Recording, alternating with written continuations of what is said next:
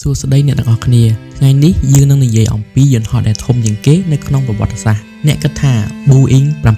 747 និង Airbus A380 គឺជាយន្តហោះដែលធំជាងគេមែនទេតែការពិតវាមិនមែនទេយន្តហោះដែលធំបំផុតគឺជាយន្តហោះរបស់អ៊ុយក្រែនឈ្មោះ Antonov 225 Mriya ដែលវាមានកង់ចំនួន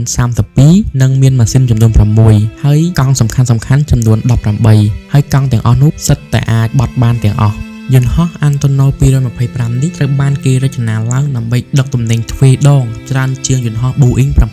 747ជាមួយនឹងទំហំទាំងមូលដែលលាតសន្ធឹងដល់ទីលានបាល់ទាត់ពីច្រមុះដល់កន្ទុយនិងស្លាបទៅចុងស្លាបម្ខាងទៀតហើយទម្ងន់អតិបរមាវាអាចដឹកដល់ទៅ 1.32 លានផោនប្រហែល598តោនដោយសារទម្ងន់ផ្ទុកនិងទម្ងន់ដឹកយ៉ាងធ្ងន់សម្បើមនេះថាមពលខ្លាំងណាស់ដើម្បីយកវាចេញពីដីដូច្នេះវិស្វករអ៊ុយក្រែនបានបំពាក់ជាមួយនឹងម៉ាស៊ីនចំនួន6ដែលនីមួយៗអាចបញ្ចេញកម្លាំងរុញដល់ទៅ 25,795 តោនវាអាចហោះរយៈចម្ងាយ 55,400 គីឡូម៉ែត្រដោយចាក់សាំងមួយពេញធុងម្ដងវាអាចហោះក្នុងល្បឿនអបបរមា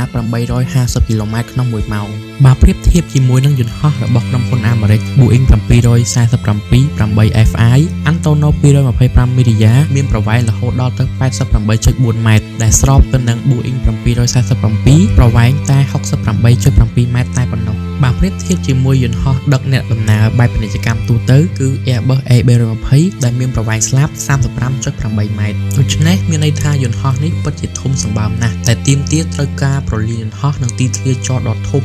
នៅថ្ងៃទី27 ខែកុម្ភៈឆ្នាំ 2022 យន្តហោះនេះត្រូវបានបំផ្លាញនៅក្នុងការវាយប្រហារតាមអាកាសមួយដោយពេលនោះគឺក្នុងកំឡុងសង្គ្រាមរុស្ស៊ីនិងអ៊ុយក្រែនវាពិតជារឿងដ៏គួរឲ្យសោកស្ដាយខ្លាំងណាស់ដែលយន្តហោះនេះត្រូវបានបំផ្លាញហើយអ្នកស្រឡាញ់ខាង aviation ទាំងអស់ប្រកាសជាស្គាល់យន្តហោះនេះនិងពិតជាចង់ឃើញយន្តហោះនេះណាស់សូមអរគុណសម្រាប់ការតាមដានវីដេអូនេះ